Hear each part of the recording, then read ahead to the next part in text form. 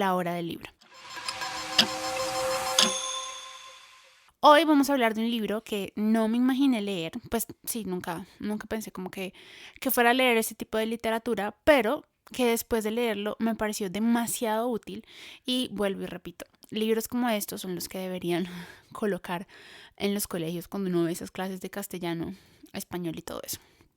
Estamos hablando de Una habitación propia de Virginia Woolf. Me encantó. Y creo que es el primer libro con el cual no lloré, sino que sentí rabia, mucha rabia cada vez que leía cada uno de los párrafos, pero es muy bueno. Vamos a hacer una breve reseña de este libro. Les voy a contar a grosso modo, como es usual, cómo di con este libro, quién es Virginia Woolf y de qué trata más o menos el libro. Así que empecemos de una vez.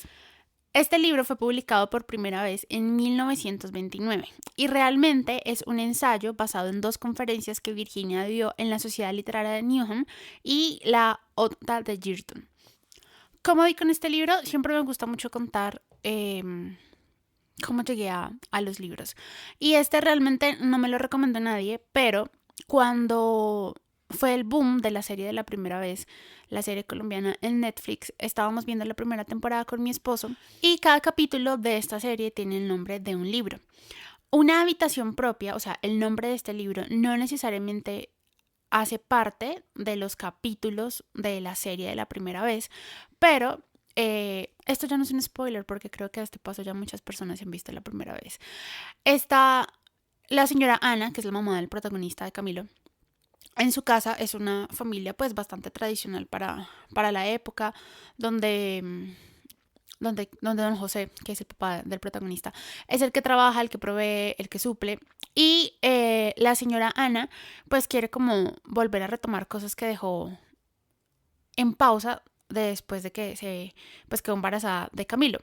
Entonces ella quiere volver a trabajar, quiere volver a estudiar, quiere pues como volver a tener planes en su vida. Pero don José es un hombre muy machista. Y aquí es donde entra Eva, la protagonista de la serie, y le recomienda el libro de Una habitación propia de Virginia Woolf. Entonces realmente nadie me lo recomendó, pero lo anoté en mi lista de libros por leer y dije, en algún momento. Y el momento fue este año. Tuve la oportunidad de leerme este libro y la verdad es sensacional. Bueno, sí, no, es sensacional. Vamos a hablar de eso. Primero vamos a conocer un poquitico más acerca de Virginia Woolf. Yo voy a ser muy honesta y he de admitir que jamás en mi vida había escuchado acerca de Virginia. Lamentablemente nunca lo había escuchado hasta que di con este libro. Y pues en pro de leerlo, obviamente me gusta averiguar acerca de la autora, de qué otros libros ha escrito, bueno, todo eso. Entonces, empecemos. Virginia Woolf es considerada una de las escritoras referentes del modernismo vanguardista del siglo XX y del movimiento feminista. Nació en Londres el 25 de enero de 1882, en un mundo de hombres. De niña se vio rodeada de mucha intelectualidad. En su casa se respiraba arte, política y un ambiente liberal.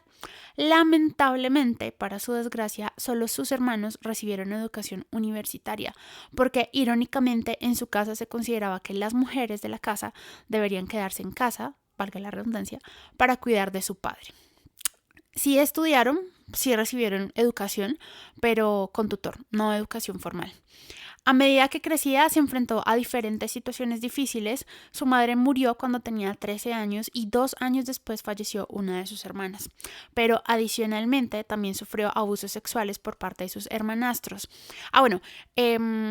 La mamá de Virginia, antes de casarse con el papá de Virginia, ya tenía hijos. Y el papá de Virginia también tenía unos hijos. Pues cuando se juntaron, pues se juntó toda la familia. Y ahí fue cuando Virginia también empezó a sufrir de estos abusos por causa de sus hermanastros. Todas estas situaciones detonaron en ella pues diferentes crisis nerviosas, trastornos bipolares y depresivos que más adelante la llevaron a terminar con su vida. Una habitación propia, que es el libro que nos concierne, ella tiene muchas más obras y si nos ponemos a ver la biografía de esta escritora podemos ver que son obras muy contracorriente para su época, demasiado contracorriente. Pero la que nos concierne en este momento es Una habitación propia, que es considerada un referente para el feminismo. Establece que las mujeres necesitan independencia económica y un espacio físico, mental y propio para poder desarrollar su creatividad y su voz, así como ella misma lo cita en el libro. Una mujer debe tener dinero y una habitación propia. Cuando decía que nunca me imaginaba como eh, haber leído este libro o tenerlo presente, es porque no soy tan eh, partidaria del feminismo radical. Eh, pero la verdad es que el libro es muy bueno, entonces vamos a avanzar con eso. De todas las historias y ejemplos que Virginia aborda en el libro, hay dos que personalmente llamaron mucho mi atención. Y es referente a la falta de igualdad de las oportunidades para las mujeres. Aquí Virginia expone un ejemplo acerca de Judith Shakespeare. Y ustedes se dirán, ¿quién es esa? Pues esa no existe. Este es un personaje que Virginia inventó precisamente para poner el ejemplo en este libro. Y lo que ella hace es que, o sea, imagina que Judith es la hermana de William Shakespeare, dotada de las mismas capacidades que este tiene. Mismo espíritu de aventura, misma imaginación, mismas ansias de salir y explorar el mundo, pero la gran diferencia, al igual que como pasó con ella, es que a Judith nunca la enviaron a la escuela. Ella siempre permaneció en el hogar para cuidar de todos los demás, mientras que su hermano sí pudo experimentar la educación formal. Como consecuencia, Judith es prometida en matrimonio a un personaje X, como pues era usual de la época, pero ella se rehúsa a casarse y se escapa, lo cual esto también representa como una deshonra para su familia. Mientras que William sí establece su vida, aprende, ella se ve limitada por las expectativas de ser mujer o sea, que representa esa época, y más adelante también termina con su vida. Una pérdida muy grande para la literatura, considerando que tenía las mismas capacidades de William, mientras que su hermano pues sí logra dejar un legado para el futuro. Es una comparación que ella hace entre las oportunidades que tenían los hombres y lo nulas que eran las oportunidades para las mujeres en ese momento. Otra referencia que también llamó mi atención y que ella hace es acerca como de las distintas escritoras que lograron hacerse un espacio en un segmento comandado totalmente por hombres. Entonces aquí Virginia menciona a unas autoras como Alpha Ben, Jane Austen y las hermanas Bronte. Me encanta esta parte porque yo he tenido la oportunidad de leerme libros de Jane Austen y de Emily Bronte y eso es, o sea, oro. O sea, es de verdad que son referentes de la literatura inglesa. Y me gusta mucho esta parte porque ella en el libro recalca que estas mujeres escribieron muy buenas novelas sin necesidad de herir al sexo opuesto, como por ejemplo es el caso de Orgullo y Prejuicio.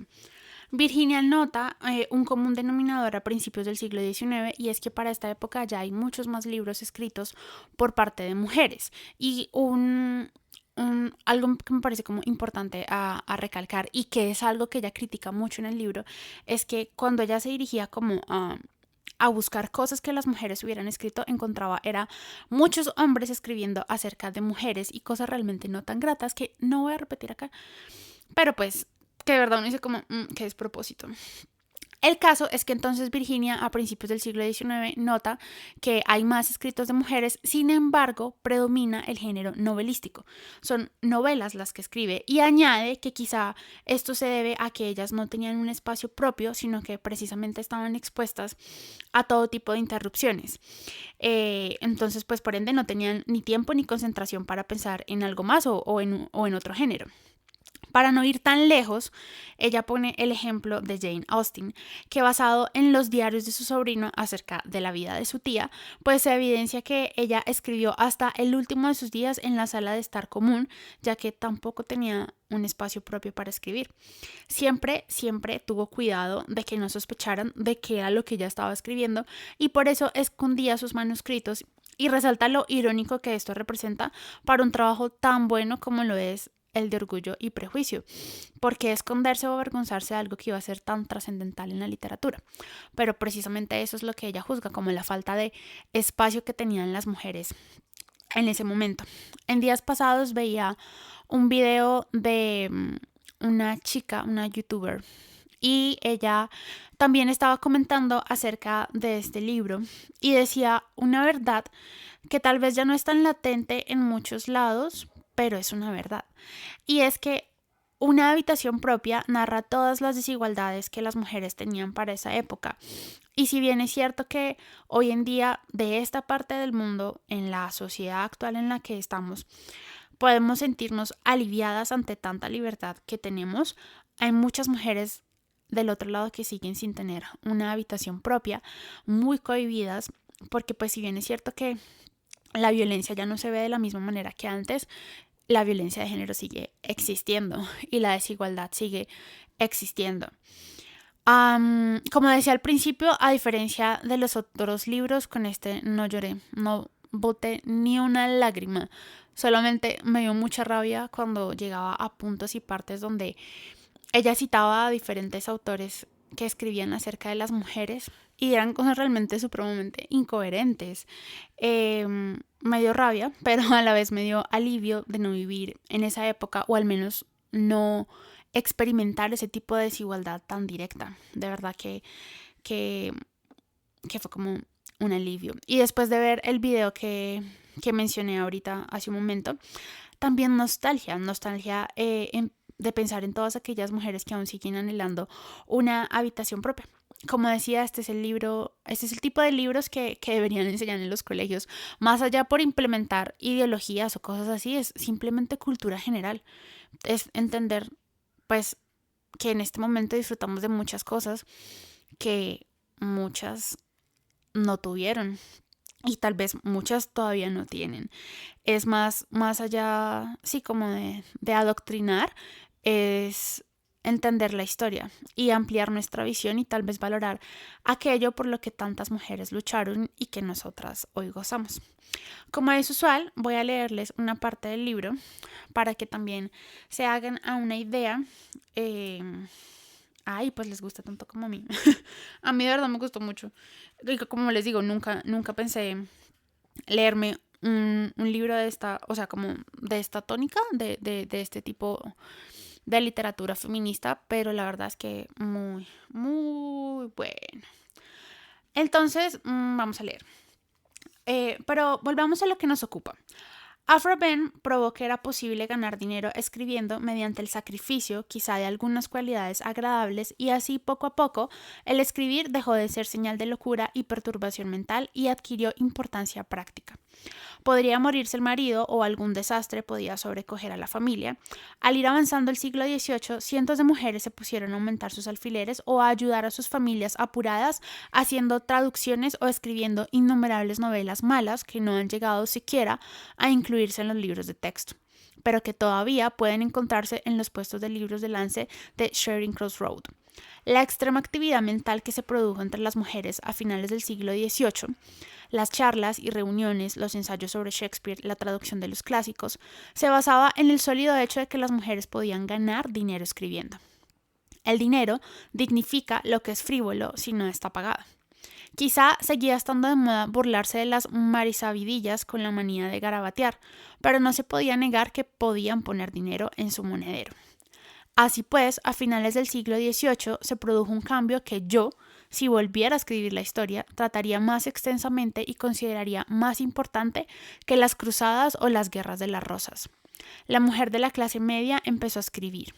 Porque si Orgullo y Prejuicio tienen alguna importancia, si Middlemarch y Cumbres Borrascosas tienen alguna importancia, entonces tiene más importancia que lo que es posible demostrar en un discurso de una hora, el hecho de que las mujeres en general, no solo la aristócrata solitaria encerrada en su casa de campo, se pusieran a escribir. Sin estas predecesoras, ni Jane Austen, ni las Bronte, ni George Eliot hubieran podido escribir. Del mismo modo que Shakespeare no hubiera podido escribir sin Marlowe, ni Marlowe sin Chaucer, ni Chaucer sin aquellos poetas olvidados que pavimentaron el camino y domaron el salvajismo natural de la lengua. porque las obras maestras no son realizaciones individuales y solitarias, son el resultado de muchos años de pensamiento común, de modo que a través de la voz individual habla la experiencia de la masa. Jane Austen hubiera debido colocar una corona sobre la tumba de Fanny Burney y George Eliot, rendir homenaje a la robusta sombra de Eliza Carter, la valiente anciana que ató una campana a la cabecera de su cama para poder despertarse temprano y estudiar griego.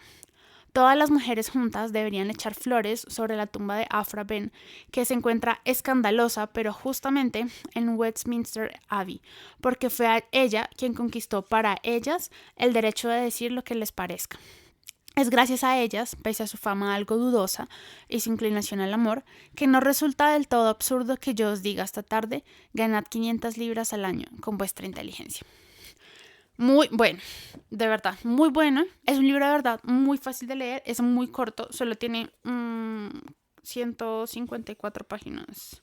Sí, 154 páginas, de verdad chiquito.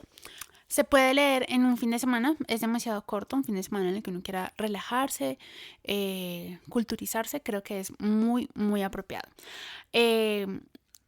Como les digo, o sea, yo nunca pensé leerme un libro como de estas ideas tan marcadas. Pero más allá como de, ay, léanlo para que adopten una postura, una ideología, es como, léanlo para que conozcan la historia, o sea, de verdad, para conocer mucho de nosotras, de cómo era la vida para nosotras antes, cómo ha evolucionado y pues lo que seguirá evolucionando en el futuro. Esto fue otro episodio de La Hora del Libro. Nos vemos en 15 días con el próximo libro.